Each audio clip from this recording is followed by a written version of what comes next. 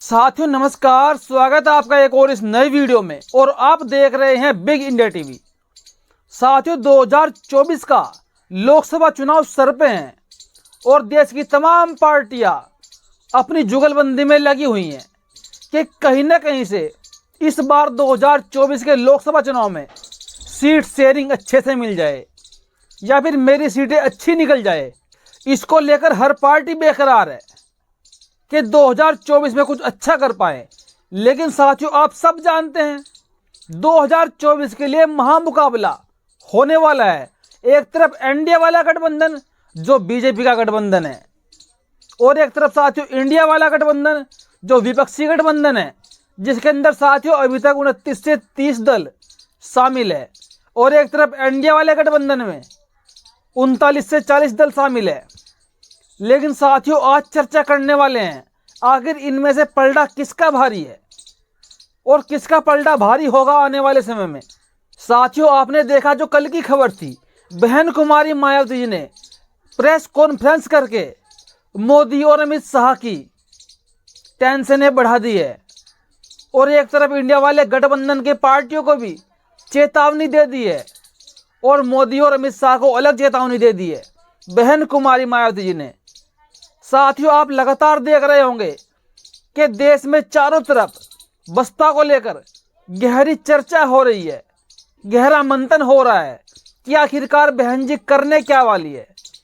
साथियों अभी तक आपको पता था कि बहन कुमारी मायावती जी अकेले चुनाव लड़ने जा रही है, अकेले चुनाव लड़ने का ऐलान कर रखा है।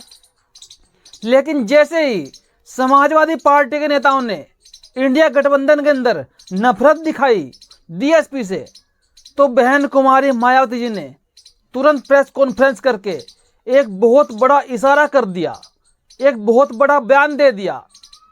और जब भी बहन जी कुछ बोलती हैं इसको लोग समझते हैं कि इसके पीछे बहुत बड़ी रणनीति होती है।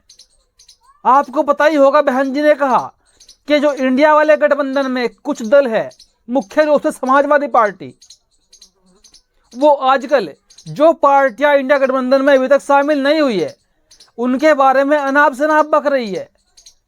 ये कहने का कोई औचित्य नहीं है, ये भाषा सही नहीं है, क्योंकि ये किसी को नहीं पता कि भविष्य में जनहित के लिए कौन सी पार्टी को किसके पास जाना पड़ जाए या किससे सहारा लेकर सरकार बनानी पड़ जाए, यह हमको कल किसकी जरूरत पड़ेगी। और मेरे ख्याल से अखिलेश यादव जी को और उनके चाचा रामगोपाल यादव को ये बातें समझनी चाहिए। उनको नादानी में ऐसी बातें नहीं करना चाहिए। अखिलेश यादव को पता होना चाहिए कि उत्तर प्रदेश की राजनीति में बीएसपी सुप्रीमो मुख्य फैक्टर है। उनको नहीं भूलना चाहिए 2019 के लोकसभा चुनाव में 10 सीटें बीएसपी को मिली थी, जहां पे लोकसभा की 80 सीटें हैं और 10 सीटें अपने आप में अलग मायना रखती है। और एक तरफ मोदी और अमित शाह की टेंशन काफी ज्यादा बढ़ा रखी हैं बहन कुमारी मायावती जी ने, लेकिन साथ ही साथ इंडिया वाले गठबंधन को बड़ा इशारा दे दिया कि थोड़ा सब्र करिए, हम भी आपके साथ चलेंगे, लेकिन साथ चलेंगे सम्मान के साथ। सम्मान के साथ आइए, सम्मान दीजिए और सम्मान पाइए और गठबंधन कर लीजिए। बहन कुमारी मायावती जी ये चाहती हैं, जो बहन जी ने साफ साफ इशारा किया है कि हमारे दरवाजे खुले हैं इंडिया वाले गठबंधन के लिए, लेकिन उसमें भी कम से कम 1 से 1.5 महीने का समय लगेगा। क्योंकि आप जानते हैं लगभग 22 जनवरी को उत्तर प्रदेश के अंदर राम मंदिर का उद्घाटन होने वाला है। वहां पर पूजा अर्चना होगी और जो भगवान राम की मूर्ति रखी है उसमें प्राण प्रतिष्ठा कराई जाएगी, यानी वहां पर जो पुजारी होंगे उस मूर्ति में प्राण डालेंगे।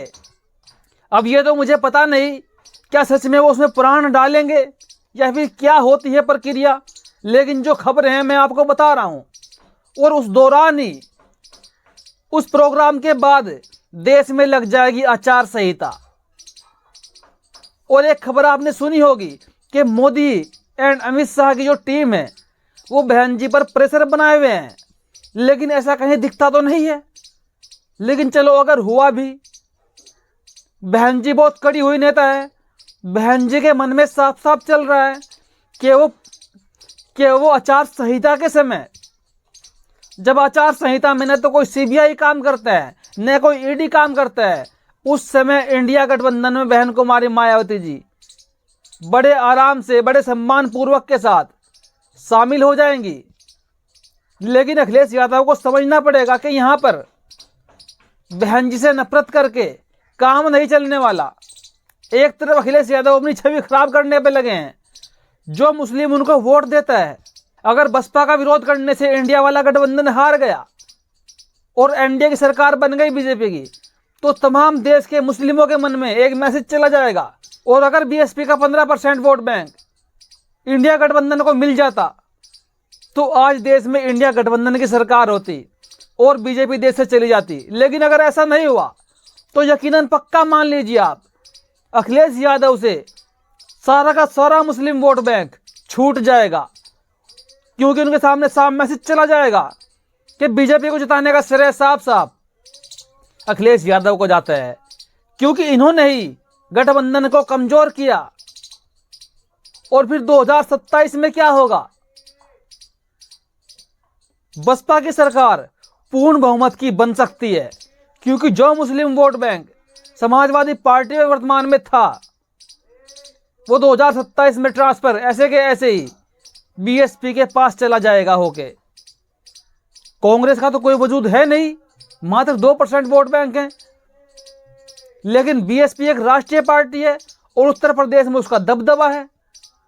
भले ही इस बार सीट नहीं मिली हो, लेकिन लोकसभा की 10 सीटें थी। और साथियों सबसे बड़ी जो पॉइंट की बात है मोदी, और सबसे बड़ी साथियों जो पॉइंट वाली बात है, और सबसे बड़ी जो साथियों पॉइंट वाली बात है, मोदी और अमित शाह को पसीने क्यों आ रहे हैं बहन जी के इस ऐलान के बाद? साथियों इसका फॉर्मूला मैं आपको समझाता हूं, बड़े गौर से देखिएगा। हम लेते हैं उत्तर प्रदेश को। उत्तर प्रदेश में 2022 के विधानसभा चुनाव की अगर बात करें, बीजेपी ने सरकार बनाई, बीजेपी को कितना वोट बैंक मिला?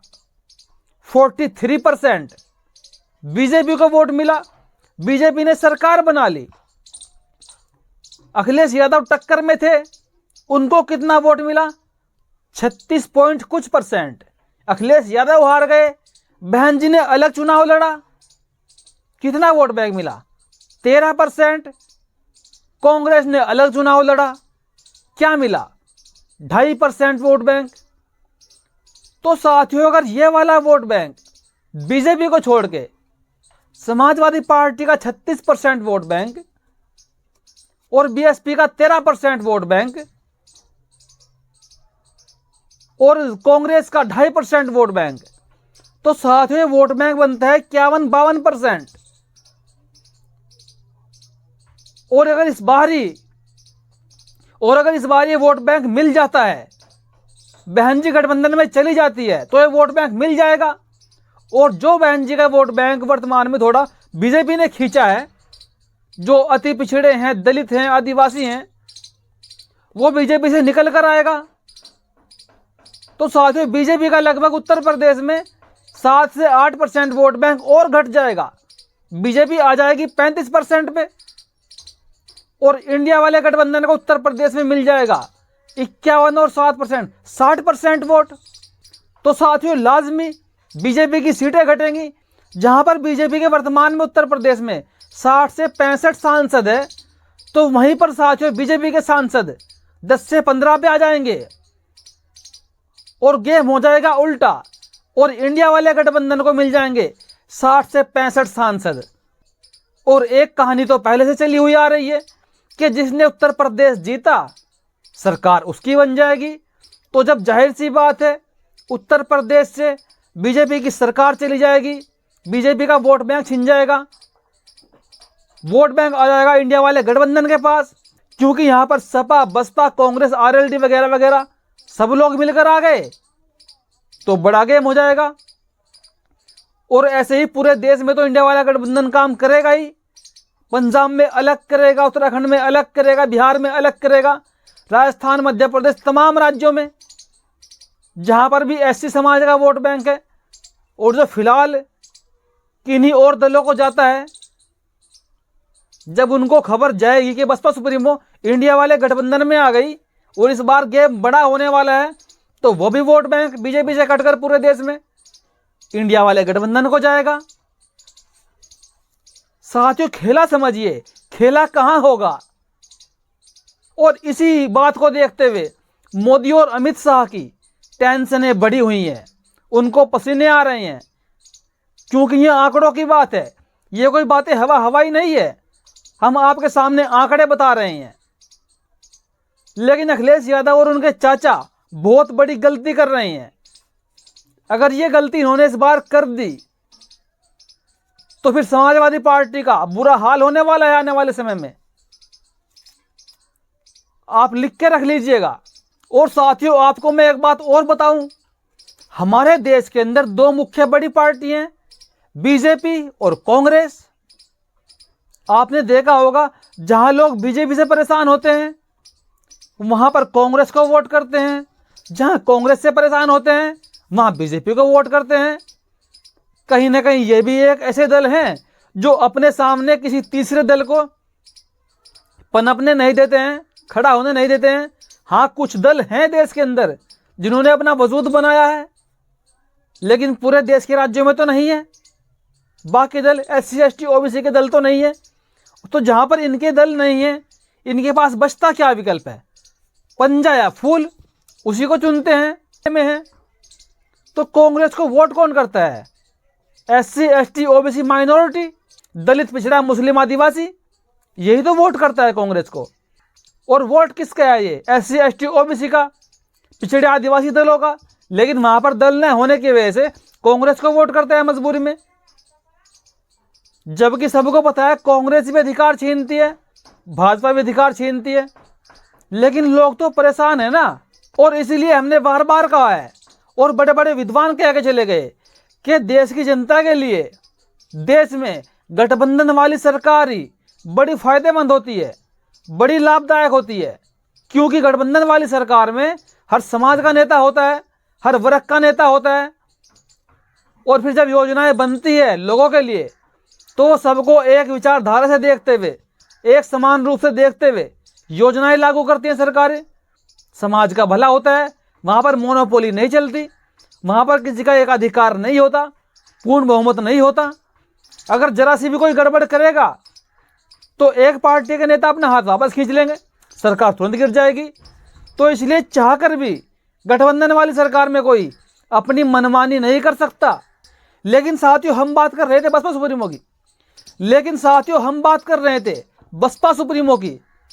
आखिर बसपा सुप्रीमो क्या खेल करने वाली है इस बार 2024 के लोकसभा चुनाव में?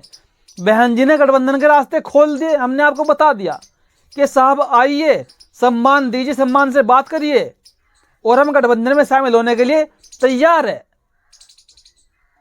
लेकिन साथियों, एक तरफ बीजेपी भी है। आप सोचते होंगे अगर बीजेपी बहन जी को ऑफर कर दे कि आप हमारे साथ आ जाइए, लेकिन बीजेपी के मन में एक बड़ा विचार है कि वो उत्तर प्रदेश के अंदर किसी को भी भागीदारी देना नहीं चाहते। इसलिए अमित शाह और मोदी जी बहन जी को अपने पाले में नहीं बुलाएंगे, न तो उनसे गठबंधन करेंगे। उन पर खाली बस वो प्रेशर डाल सकते हैं कि बहन जी को इंडिया वाले गठबंधन से अलग रखा जाए। सपोज कीजिए अगर बहन जी को एनडीए गठबंधन में शामिल कर लेती है बीजेपी, और अगर उत्तर प्रदेश में बहन जी ने एनडीए में जाने के बाद कम से कम 35 सीटों पर चुनाव लड़ा, 30 सीटों पर चुनाव लड़ा, और अगर बहन जी 25 सीटें भी जीत गई बीजेपी के साथ मिलकर, और चुनाव जीतने के बाद अगर बहन जी ने अपने आप को अलग कर लिया, तो बीजेपी वैसे भी हार जाएगी, बीजेपी वैसे भी गिर जाएगी। और बहन जी के पास इधर से ऑफर आ गया इंडिया गठबंधन की तरफ से कि बहन जी आप आ जाइए, हम आपको पीएम बनाते हैं। जो देश की जनता चाहती है हर बार कि बहन जी इस बार प्रधानमंत्री बने, तो बहन जी का वो सपना, दलितों का, पिछड़ों का वो सपना पूरा हो जाएगा। और भाजपा अपने किए हुए पर बहुत पछताएगी। लेकिन भाजपा ये जानती है भाजपा ऐसा कभी नहीं करेगी। भाजपा सिर्फ प्रेशर बनाएगी बहन जी के ऊपर, ईडी का, सीबीआई का, कि बहन जी को इंडिया गठबंधन से भी दूर रखा जाए और अपने से भी दूर रखा जाए। और बहन जी खुद भी चाहकर बीजेपी से नहीं मिल सकती, क्योंकि मुस्लिम वोट बैंक नाराज हो जाएगा और कहीं ना कहीं जो SC ST के युवा हैं वो भी नाराज होंगे बहन जी से। बहन जी वहां जा भी नहीं सकती और भाजपा उनको बुला भी नहीं सकती। कंडीशन ऐसी है, इसलिए मोदी और अमित शाह की टेंशनें बढ़ी हुई हैं। और इंडिया गठबंधन का फायदा है, बहुत बड़ा फायदा, यानी कि कुल मिलाकर टोटल जो लोकसभा का चुनाव है इस बार बहन जी के कंधे पे खड़ा हो गया आके, कि जिधर भी बहन जी जाएंगी उस तरह भी सरकार बनती हुई नजर आ रही है। और इसको हम नहीं कह रहे हैं, आप दीपक शर्मा को देख लीजिए, अशोक वानखेड़े को देख लीजिए, प्रोफेसर रविकांत को देख लीजिए, सैयद कासिम सर को देख लीजिए, जो बड़े बड़े पत्रकार है देश के, वो लोग चर्चाएं कर रहे हैं इन बातों को लेकर। हम आपको यूं ही नहीं बता रहे हैं, जिन्होंने देश की राजनीति को बड़े करीब से देखा है, जिनको 40-40 साल हो गए राजनीति को देखते हुए, हम उन आंकड़ों के बेस पर आपको ये खबरें बता रहे हैं। लेकिन साथियों, आप हमें जरूर बताइएगा, क्या अखिलेश यादव सबसे बड़ी गलती नहीं कर रहे हैं उत्तर प्रदेश के गठबंधन में बहन जी को इग्नोर करके, नफरत वाली राजनीति करके? और क्या फिर मजबूरी में आके कांग्रेस को बड़ा कोई एक्शन लेना पड़ेगा सपा के खिलाफ? क्योंकि कांग्रेस जानती है सोनिया गांधी और बहन जी के रिश्ते कितने करीबी हैं। जब सोनिया गांधी जी बहन जी से मुलाकात करेंगी तो बहन जी उनकी बात को मानेगी, उनका आदर भी करेंगी और 100% सहमति से इंडिया वाले गठबंधन में शामिल भी होंगी। और कांग्रेस को सब पता है कि बहन जी कब गठबंधन में आएंगी, कब उनके पास जाना है, कब सही समय होगा, कब राइट टाइम होगा। जल्दीबाजी में कांग्रेस भी कोई कदम नहीं बढ़ा रही है बहन जी की तरफ, क्योंकि जल्दीबाजी करना हानि हो सकता है। ये बहुत बड़े साथियों सवाल है वर्तमान के। और एक तरफ साथियों बहन जी ने जो अभी हाल ही में हमारे देश से मोदी सरकार ने कम से कम 150 सांसदों को निलंबित कर दिया, सस्पेंड कर दिया, उसकी बहन जी ने जमकर आलोचना की, जमकर विरोध किया। लेकिन बहन जी ने एक बात बहुत बड़ी कह दी है कि जब भी हमें जनहित में जाना होगा, जिसके साथ भी जाना होगा भविष्य में, हम जरूर जाएंगे, हम पीछे नहीं हटेंगे। ये सबसे बड़ा पॉइंट है। यहीं पर छुपी हुई है साथियों गठबंधन का रास्ता, गठबंधन के दरवाजे बहन जी के इस बयान पर।